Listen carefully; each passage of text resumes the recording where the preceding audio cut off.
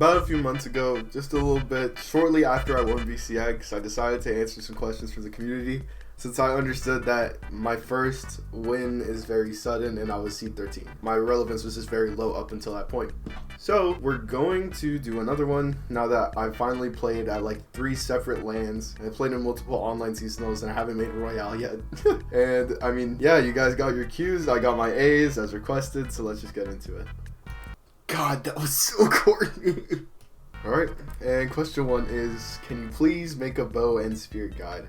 It's definitely one of the things that I have on the bucket list. It's just a matter of time to do them. Guides are obviously not very easy. To make one, you kind of have to consider every single skill ceiling. And I've been playing bow since about forever. So at this point, I'm also at the top. I'm basically a top player. With that being said, I don't know if I'm going to reach the right audience. Like, people who want to learn about bow are just going to hear about the tech and like every single like frame perfect string that's needed to pull it off. So in my opinion, a guide should be more of just anything that you could use on the weapon that could just be put to your advantage, understanding the objective of the weapon and just going from there. But I wouldn't have a guide based on the basics. So with that being said, if you guys still really want a guide that is based on the higher level of play, then I will pour it out. It's just a matter of you guys understanding what I want to make out of the guide. Question number 2. Is Brawlhalla your job and can you live off of it? Are you ready to experience literally some of the most grueling and most intense hourly sessions of your life?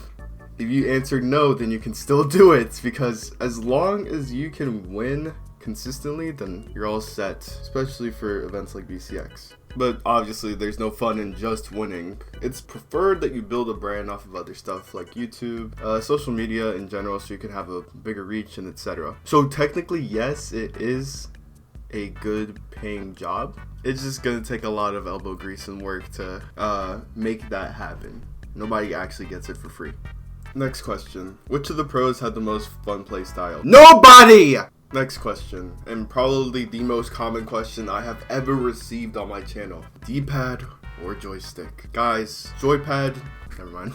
I said joypad. I just play D-pad. Joystick has always been an issue for me because anytime I'd recover the stage, I'd always miss input and just use ground pound. And then all of a sudden there'd be a hole in my TV, the same frame that I throw my controller at it. So to avoid that issue, obviously, it would be time to just switch. And switching is one of the most no-brainer decisions that you could possibly make when it comes to this, because a D-pad is basically just like a keyboard, WASD, except the S is like way lower and the W is a little bit higher. Point is, it's a lot better than just a joystick. Next question. When did you start playing and who helped you become a pro? So I started playing again like maybe 7 years ago in 2016. My brother showed it to me and he just found it boring and I just kept playing it for pretty much the rest of my life. Now, who helped me become a pro? When I was actually trying to become a pro, Stinger was just kind of there to coach me and we were at it for like maybe a few months and then I showed myself in 2020.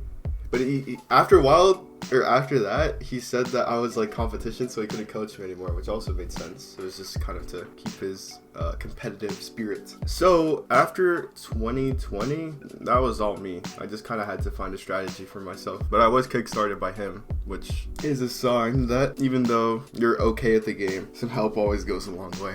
Alright, next question. Are you still going to play in tourneys if you're available, even if you can't practice as much? Or are you just going to play casually while in college? Unfortunately, as much as I hate to say it, it will be the second option. I can't imagine like a future where I am consistently playing tournaments. At least not without some kind of reward that I don't feel is going to be worth. If I'm not putting in the time for a Brawlhalla tournament, I will be making significantly less playing the game. And plus, I'm not the kind of person who signs up for tournaments and is like not completely in it to win it. Like not in it to like at least try to win every set. If I don't do that, then I don't feel ready for the tournament. So I rather just kind of bite the bullet and stop right here. Next, and also the most common question, what are your controls?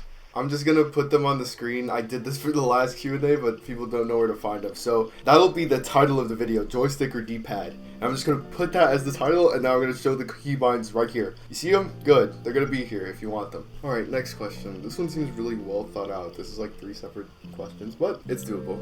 So, do you think you'll keep playing Brawl as a career? Is it something you enjoy doing with your life? What do you think makes the game fun or different from other fighting games? So first off, I'll be playing Brawl as a career. Like, I'll have it around for content creation just because there's so much about the game that I've learned that I love to share with the world. Because, well, why not? I memean, I enjoy the game enough to do that. Second, is it something you enjoy doing with your life? Almost. Because it wasn't like the initial like, oh, I want to do this with my life. It was just like an opportunity. So I put aside everything related to school, and I sacrificed my grades from middle school up just to try to get the practice needed to win a tournament. Like, I was that committed. So now that it's time to just start really digging around for things like college, then it started to really become something that it wasn't that I wasn't interested in it, but it wasn't the next step. It wasn't like something that I wanted to commit to for the rest of my life. And what makes the game so much more fun than literally anything else has to be the movement. It is one of the most crisp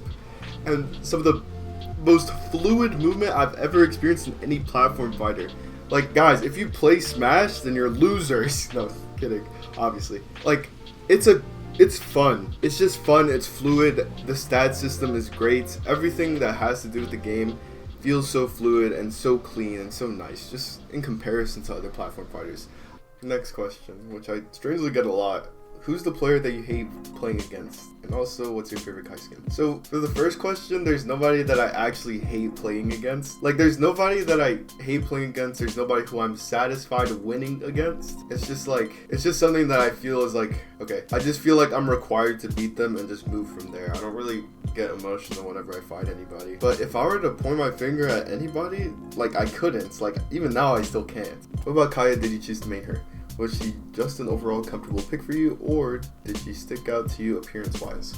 So, back before I played Kaya, I played Diana. I still have a level 89 Diana on my PC account, and not only was Bo hard in that rank, but okay, to be fair, it was easy. When you have Diana, you can just deal instinct and then easily get your kill. But that's besides the point. Diana was still relatively hard just because of blasters alone, so meaning that she just wasn't that consistent at the time. Now that blasters are fully developed, it would be a good time to pick her up, but for me at the time, of course, that wasn't the case. Spear, however, was one of the more consistent weapons. Spear on Kaya was the most consistent out of anything else that I could play, so I just ended up going for Spear. Played Kaya to see how she would go, and the rest is history. And lastly, would you ever consider switching your main?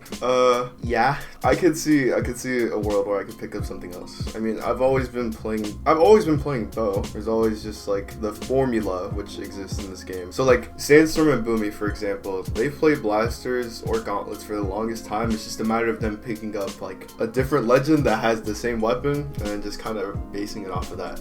So whenever Sandstorm wanted to play a different scythe legend, he just ended up picking Fate. Like, just anything to make it easier for him, because at the moment, he played Mordex when he was undefined, when he was indefinitely top 1. So he needs another top 1 character or a top 5 character to at least put himself back on track competitively. The nature of Brawlhalla's balancing makes it so that they really deteriorate the state of a legend once they win for the first time. So it kind of forces you to pick somebody else, but I always try to defy it by continuing to play that one legend that won the world championship, and now I suffer with the consequences of watching people try to adapt to my character with a different one. And usually they're way better, but nobody wants to listen to me.